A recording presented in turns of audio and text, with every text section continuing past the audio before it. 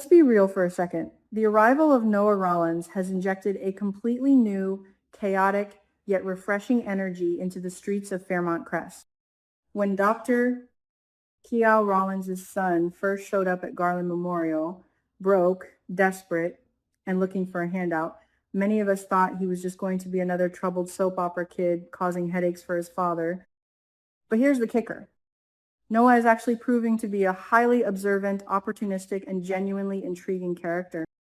He didn't just come to town to beg for cash, he came with a dream of making it big in the music industry. And what better place to land than a town heavily influenced by the legendary Dupree.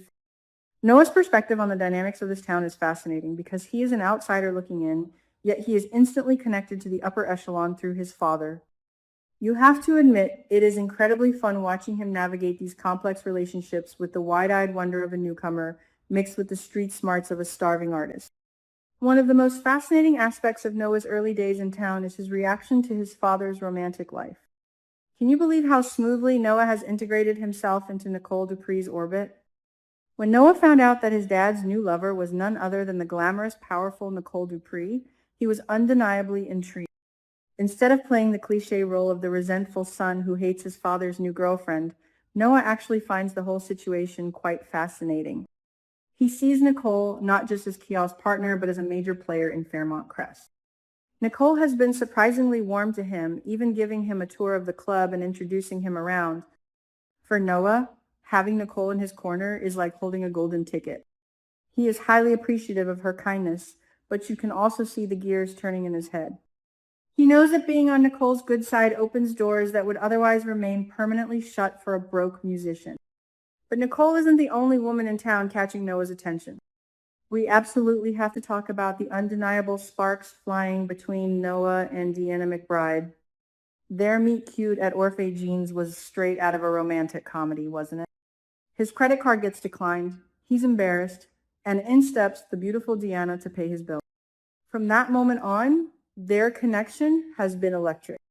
Deanna is currently drowning in grief over the murder of her father, Doug, and she is playing a dangerously dark game of psychological warfare against her mother's boyfriend, Joey Armstrong. She is carrying the weight of the world on her shoulders. Then comes Noah, carefree, musically gifted, and completely detached from the toxic underworld of the casino and the plasma ring. He is exactly the breath of fresh air Deanna desperately needs right now. Their banter is effortless, and when he joked about writing a song for her to pay her back, you could literally see Deanna's walls melting. All of these intertwining relationships beautifully collided during the highly emotional July 29th episode. To fully appreciate the magnitude of this episode, we have to look at the immense suffering the Dupree family has endured over the past few months. Anita Dupree has been fighting the battle of her life against breast cancer. We have watched this proud, fiercely strong matriarch endure grueling radiation therapy, face her own mortality, and desperately try to hold her fractured family together amidst Danny's infidelity and Naomi's heartbreaking BRCA diagnosis. The writers have put Anita through the ringer. So, when Anita returned to the Dupree mansion after completing her radiation treatments and announced that she wanted to go out and party, it was a massive fist-pumping moment for all of us watching at home. She refused to stay in bed. She wanted to celebrate life, and she demanded an impromptu family gathering at Uptown. The atmosphere at Uptown that night was absolutely electric. It felt like a classic soap opera gala, even if it was thrown together at the last minute. The entire Dupree clan and their extended circle rushed to the club to honor their matriarch. You had Chelsea showing off her wedding plans, Ashley and Grayson making their official debut as a reunited couple, and the drinks were flowing.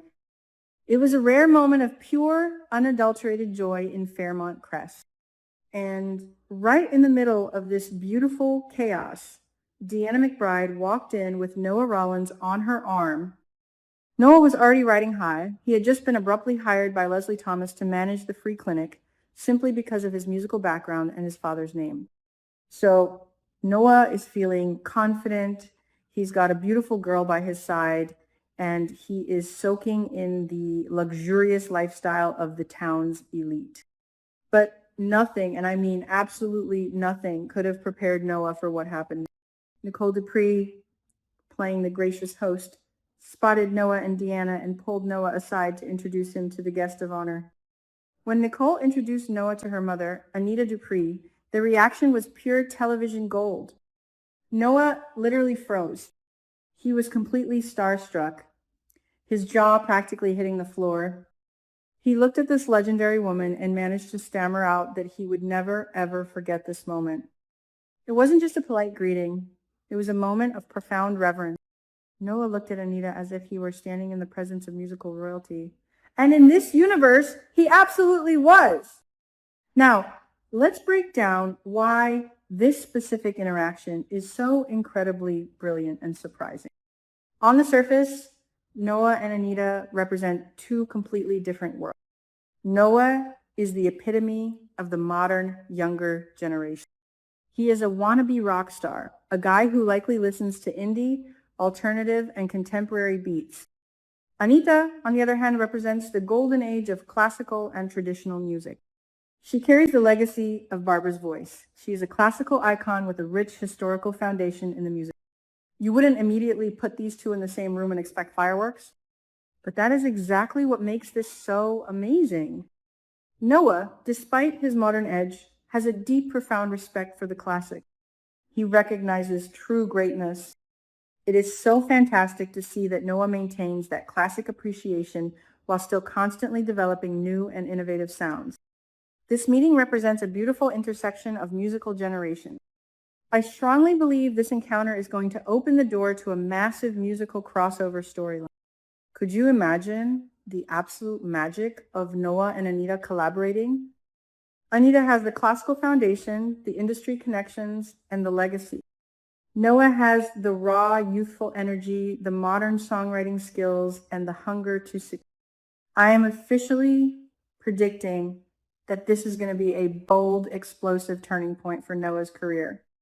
What if Anita decides to take Noah under her wing? What if the Dupree Heritage Foundation's music branch sponsors his first album? The potential for a mentor-mentee storyline here is off the table. It would give Anita a passionate new project to focus on post-cancer, and it would legitimize Noah in a way that his father's money never could. This moment also fundamentally shifted how Noah views Nicole.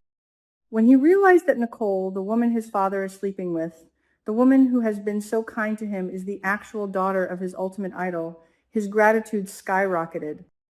Noah feels incredibly lucky to have stumbled into this inner circle. He went from being a broke kid with a declined credit card to shaking hands with music royalty, all within a matter of days. He is deeply thankful to Nicole for facilitating this, and it cements his loyalty to her. It's a brilliant narrative move because it intertwines the Rollins men even tighter with the Dupree women. But let's not forget what this interaction meant for Anita. For a woman who has spent the last several months feeling physically drained, facing her own mortality, and worrying about her family's future, meeting a young, passionate artist who looks at her with such awe was exactly the medicine she needed. Anita was likely thrilled to realize that her influence and her legacy continue to spread and inspire the younger generation. It validates her life's work. That quick, enthusiastic conversation with Noah undoubtedly filled her with a massive surge of positive energy. It reminded her that she still has so much to offer the world, not just as a mother and grandmother, but as an artist. And watching Anita give her tearful, heartfelt speech to her tribe at the party was one of the most moving scenes of the entire season. We finally got to see Anita's passionate, joyful spirit fully reignited after days of pain and hardship. She boldly declared that she intends to enjoy every single moment of her life and never miss another holiday. She is officially back in the race, and it is a monumental triumph. As viewers, this was a moment to cherish. We cry with these characters, we stress over their diagnoses, and when they finally get a victory, we celebrate right alongside them.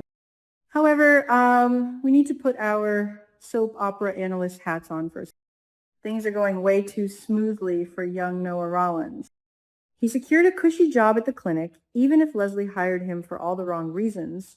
He is sparking a hot new romance with Deanna, and he just made a life-changing connection with his musical idol. In the world of Beyond the Gates, when a character's life is this perfect, a massive storm is usually brewing right around the corner. How long can this lucky streak actually last? I have some serious concerns about his proximity to Deanna McBride. Let's not forget the incredibly dangerous game Deanna is playing. She is actively trying to destroy Joey Armstrong, the ruthless casino owner who she believes murdered her father. Joey is a man who burns damning evidence, runs a criminal syndicate, and has ties to the lethal impaler. If Noah gets too close to Deanna, he is inevitably going to be pulled into the crossfire of this deadly feud. Joey has already ordered Randy Parker to keep tabs on Deanna. The moment Joey realizes that Noah is becoming Deanna's confidant, Noah's life could be in grave danger. He is a naive musician stepping into a war zone, completely unaware of the lethal stakes. For now, though, I want to revel in the beauty of that Uptown party. The connection between Noah and Anita was a masterclass in legacy storytelling, bridging the gap between the show's rich history and its vibrant future. It gave us hope, it gave us joy, and it set the stage for some incredibly exciting musical developments. What do you guys think?